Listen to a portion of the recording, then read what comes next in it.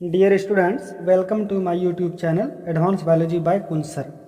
प्यारे बच्चों, जैसा कि आप लोगों को पता होगा कि मैंने अपने चैनल पर मानव प्रजनन ह्यूमन रिप्रोडक्शन का 2 वीडियो अपलोड किया है।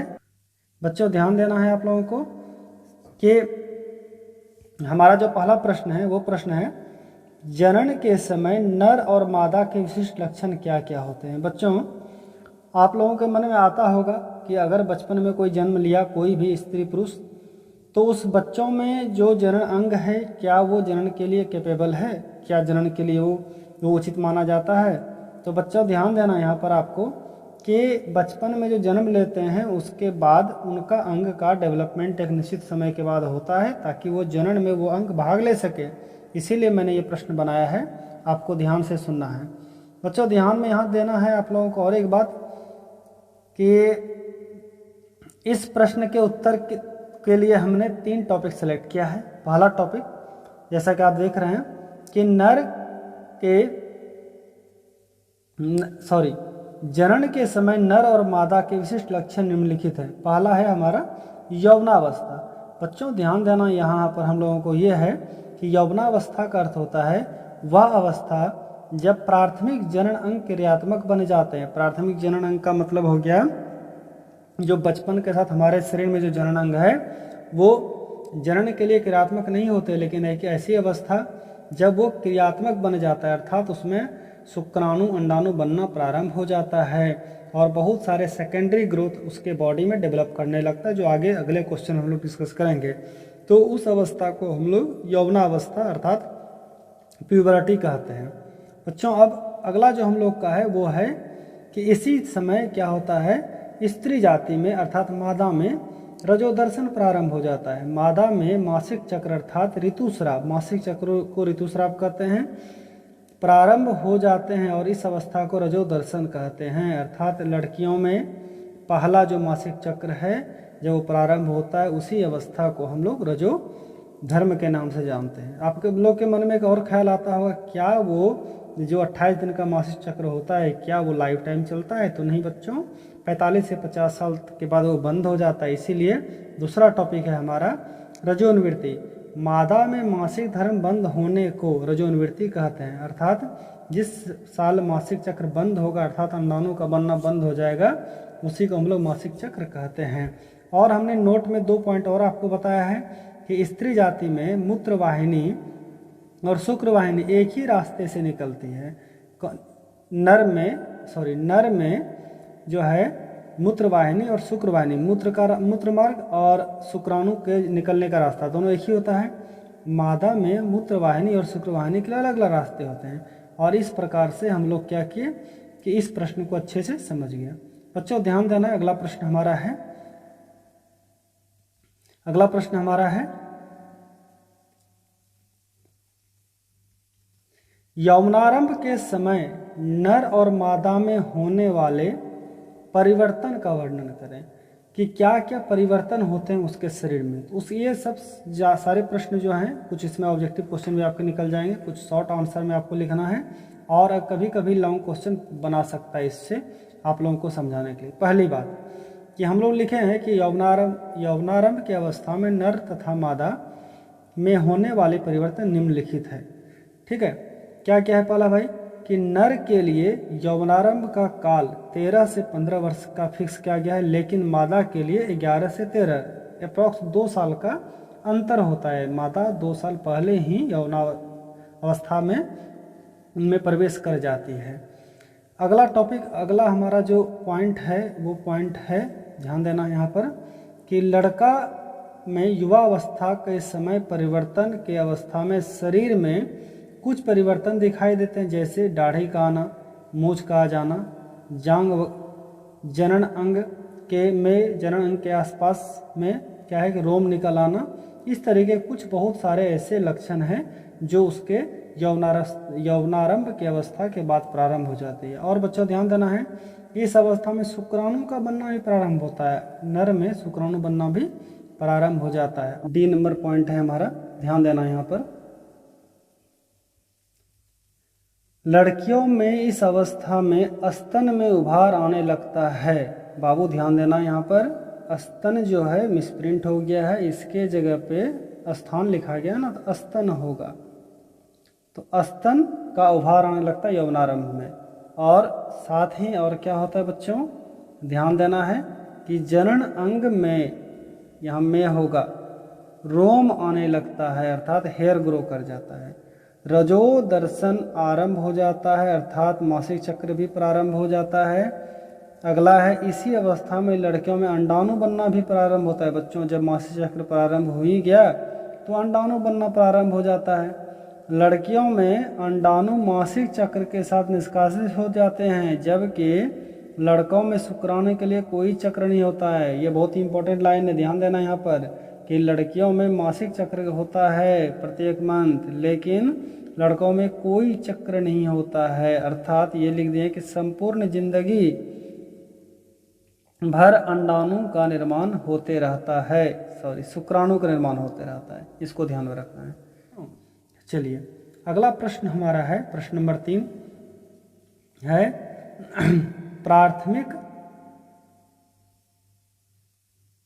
प्राथमिक जनन लैंगिक अंग और द्वितीयक लैंगिक अंग में क्या अंतर है, या फिर कह सकते हैं दोनों के बारे में आप बताइए।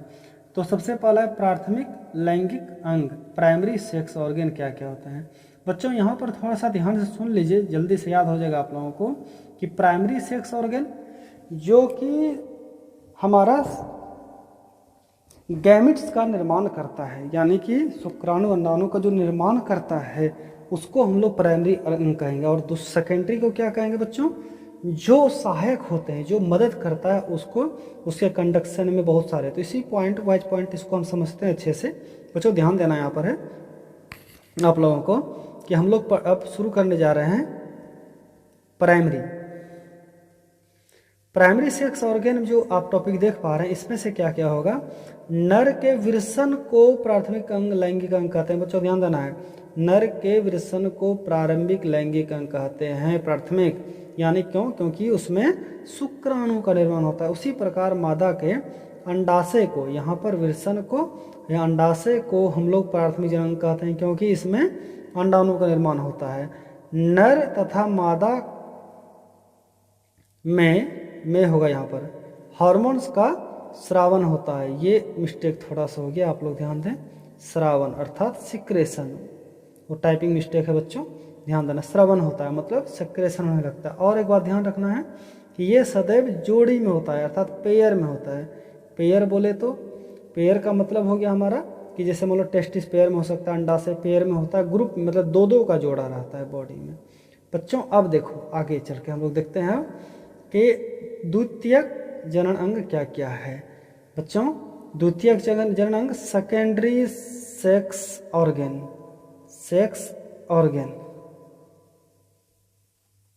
सेक्स हो गया यहाँ पर, यहाँ सेक्स ऑर्गन कर लीजिएगा, थोड़ा सा जल्दी टाइम मिस्टेक किया ना तो सेक्स ऑर्गन होगा। क्लियर कर दिए हम। चलो बच्चों ध्यान देना है कि जनन वाहिका अर्थात जहाँ से जनन पदार्थ निकलेगा, जनन ग्रंथि जहाँ पर जो है जनन के लिए हार्मोन्स का सिक्रेशन होगा, मूत्र मार्ग, ये सारे द्वितीयक अंग कहलाते हैं। अगला है क्योंकि यह युग्मक का स्थानांतरण और पोषण करता है और निषेचन की क्रिया को संपन्न कराता है, इसी कारण से इसे हम लोग क्या कहते हैं, द्वितीयक अंग कहते हैं। यह हार्मोन्स के अतिरिक्त अन्य महत्वपूर्ण पदार्थ का भी स्रावन करता है, यानी हार्मोन्स के अलावा ये आगे डिस्कशन में जब अगला क्वेश्चन पढ़ेंगे जब हम लोग स्ट्रक्चर को, तो वहाँ सारी बातें करेंगे। यह जोड़ीदार होता है और एकल भी होता है। बच्चों यहाँ पर ध्यान देना था, यहाँ छूट गया, नहीं बताए थे आपको कि ये जोड़ीदार होता है, और तो यहाँ बता दिया आपको कि एकल मतलब अकेला भी रह सकता है। जैसे मान लीजिए एकल के लिए आप समझ सकते हैं, जैसे दो जोड़े में हम लोग क्या ले लिए बच्चों, अंडा से, इसमें अंडाणु का निर्माण हुआ था, और ये अगर हमारा प्लेसेंटा है तो इसको गर्भाशय, तो गर्भाशय सिंगल हो गया, और गर्भाशय जहाँ संतान बनेगा, ये वैजाइना वाला पोर्शन है। इस तरीके से क्या होता है कि अगर जो प्राइमरी सेक्स ऑर्गन है वो हमेशा ग्रुप में, और बहुत सारे, जैसे मान लीजिए कि हम लोग नर जनन तंत्र में जब पढ़ते हैं तो वहाँ पर देखना है कि ये जिस मार्ग से हमारा शुक्राणु आएगा वो भी सिंगल लाइन होता है, लेकिन जब यहाँ पर निर्माण होता है स्क्रोटम के पास, टेस्टिस में, तो वो हमारा पेयर में होता है। इस तरीके से हम लोग कह सकते हैं उसमें जोड़ी, इसमें पेयर होता है। चलिए अब अगला बहुत ही प्यारा प्रश्न है जो अधिकांशतः परीक्षा में पूछे जाते हैं बच्चों। ये बहुत ही महत्वपूर्ण प्रश्न है। नर जनन अंग का नामांकित चित्र बनाएं। यहाँ ध्यान देना है बच्चों कि हमने अभी जो प्रश्न सेलेक्ट किया है आपको सिर्फ यह बताए हैं कि किस प्रकार से हमारा नर जनन अंग का डायग्राम को बनाना है और उसके हर भाग का नाम लिखना है। फिर जो इसका अगला टॉपिक आएगा, प्रत्येक पार्ट बाय पार्ट जब हम उसको डील करेंगे तो उसके बारे में अच्छे से डिस्क्रिप्शन देंगे, हर पार्ट्स के बारे में हम लोग उसका सारा फंक्शन समझाएंगे। तो फिलहाल बच्चों आइए पहले हम लोग अभी फटाफट क्या करते हैं, डायग्राम को समझते हैं कि किस तरीके से हम लोग ईजी वे में इस डायग्राम को समझ सकते हैं।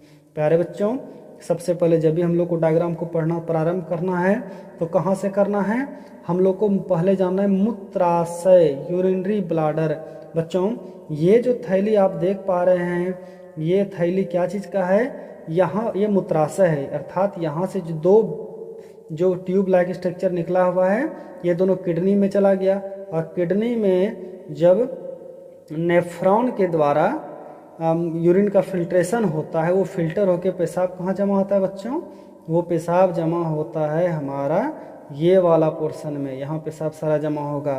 आपको ध्यान रखना है यूरिन यहाँ जमा हो गया, इसीलिए हम लोग कहते हैं इसको क्या कहेंगे, मूत्राशय।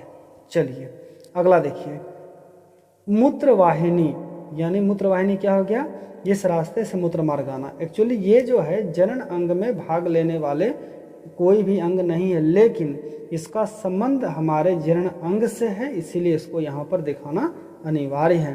बच्चों अब थोड़ा सा आप देखेंगे, दो टॉपिक तो हम समझा दिए, अगला जो हम लोग बात करेंगे इसी मूत्राशय के पास से, और ये मूत्रवाहिनी क्लियर कर दिए थे कि यहाँ से इस जगह जो यूरिन जमा होता है वो यूरिन डायरेक्ट क्या होता है बच्चों, ध्यान देना है, वो सीधा इस मार्ग होते हुए ये क्लियर, ये यूरिन पेशाब जो है बॉडी से बाहर आ जाता है, डायरेक्टली आ जाता है।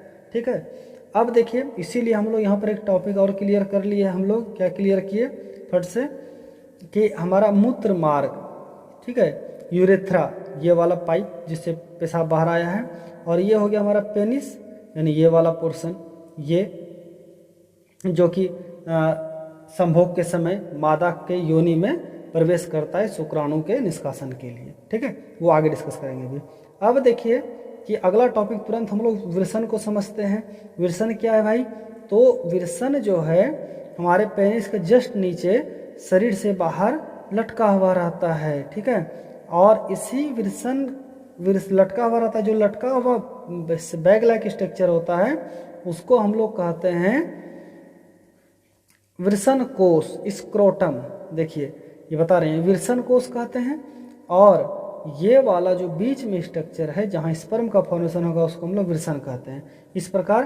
और इसी टेस्टिस के बगल से जो है हमारा उसको एक स्ट्रक्चर पाया था जिसको हम लोग अधिविरसन एपिडेर्मिस कहते हैं। इतना क्लियर कर लिए। अब देखिए आगे क्या करते हैं, एक पाइप जिसको वास डिफरेंस कहते हैं, यानी ये जो वास डिफरेंस है क्या करता है, ये इस जगह से टेस्टिस के बाद ये यहाँ से आके क्या होता है, उसी यहाँ पर मूत्र मार्ग वाले रास्ते में आके जुड़ जाते हैं। बच्चों ध्यान देना है, बहुत ही सावधानी से इस जगह समझना है, इस जगह समझना बहुत ही आवश्यक है डायग्राम को, लेकिन मेरा जो पढ़ाने का पर्पस अभी है डायग्राम को समझाना, इसलिए फिर भी मैं कुछ डिस्कशन कर देता हूँ इस जगह के एरिया को। समझिए जरा सा आप लोग क्या समझना है कि हम लोग इधर सारा पार्ट्स क्लियर कर चुके हैं। अब देखिए कि ये जो है हमारा शुक्राशय, ठीक है, जिसको सेमिनल वेजाइकल कहते हैं, आप देखिएगा इसको गौर से डायग्राम को, सेमिनल वेजाइकल। तो ये क्या करता है, ये शुक्राशय शुक्राणु का ये यहाँ पर जमा रहता है, और जब कभी भी संभोग की प्रक्रिया होती है तो ये शुक्राणु यहाँ से इसी रास्ते से होकर बाहर चला जाता है। इसीलिए बच्चों हमने बताया था आपको कि सिंगल मार्ग होते हैं, पेशाब भी आने का और स्पर्म भी आने का सिंगल मार्ग होते हैं। तो इस तरीके से अब क्या बच गया आपका कि उसी जगह पर आपको कॉपर ग्रंथि होते हैं जो अम्लीयता को नष्ट करने के लिए वहाँ से सेक्रेशन होता है मटेरियल का, इसीलिए उसको हम लोग कहते हैं कॉपर ग्रंथि। कॉपर ग्रंथि का दूसरा नाम जो यहाँ नहीं लिखे आगे लिखे हैं नोट्स में, उसको हम लोग बोलते हैं वॉल्वो यूरिथ्रल ग्लैंड। क्या करता है ये वाला पोर्शन को कहते हैं हम लोग, जो एसिडिटी को डिस्ट्रॉय करता है, शॉर्ट में समझना है अभी। उसके अलावा फिर ये वाले पोर्शन पे, यहाँ इस पोर्शन पे जो है, जो यहाँ पर अटैच होता है, इस जगह पर हमारा प्रोस्टेट ग्लैंड पाया जाता है। और इस प्रकार से बच्चों अगर फटाफट रिव्यू मारते हैं हम लोग, तुरंत समझ जाएंगे कि सारा पार्ट्स का हमने डिस्कशन किया है कि नहीं किया है। फटाफट देखते हैं, चलिए देख लेते हैं। मूत्रवाहिनी बता दिए हम लोग, मूत्र मार्ग बता दिए, शुक्राशय बता दिए, कॉपर ग्रंथि बता दिए, अधिवेशन बता दिए, विरसन हो गया, मूत्र मार्ग, सीसन और प्रोस्टेट ग्लैंड, शुक्रवाहक, सारे पार्ट्स डील कर दिया। और बच्चों ध्यान में हमेशा रखना है, जब कभी भी कोई डायग्राम बनाना है, तुरंत उसके नीचे में क्या डालना है बच्चों, नाम डालना है। अगर आप नाम नहीं डालते हैं नीचे में, तो उससे क्या होता है कि डायग्राम में जो है फुल मार्किंग नहीं होता है बच्चों, कुछ मार्क्स कट जाता है। इसीलिए FIG मतलब हो गया फिगर, नर, मानव नर का जनन तंत्र, male reproductive system of human, ये जरूर लिखना है बच्चों। अब आगे चलते हैं हम लोग यहाँ से अगला जो हमारा प्रश्न है, ये इम्पोर्टेंट पार्ट शुरू हो रहा है। अब आपका यहाँ पर देखिए साफ शब्दों में हमने लिखा है कि नर जनन तंत्र के प्रमुख भागों के नाम लिखे। पहले नाम को रटिए, फिर उस नाम को डील करेंगे। सबसे पहले क्या क्या भाग है बच्चों, तो देखिए क्या क्या भाग है। चलिए, विरसन कोश जिसको हम लोग स्क्रोटम कहते हैं, विरसन टेस्टिस, शुक्रवाहिनी जिसको वास डिफरेंस कहते हैं, उसको शुक्रवाहिका भी कहते हैं, अधिवृसन एपिडाइडेमिस, और मूत्रमार्ग यूरेथ्रा, सीसन, पेनिस बच्चों। और देखिए उसके बाद पेनिस तक हो गया था हमारा, फिर एक होता है आपका मूत्राशय, यूरिनरी ब्लैडर। और H नंबर को हमने इसलिए कलरफुल लिखा है कि यहाँ पर समझना है जरूर कि इसको आप बी ग्रुप में रखें, यानी समझने के लिए आप एक चीज़ और कर सकते हैं यहाँ पर कि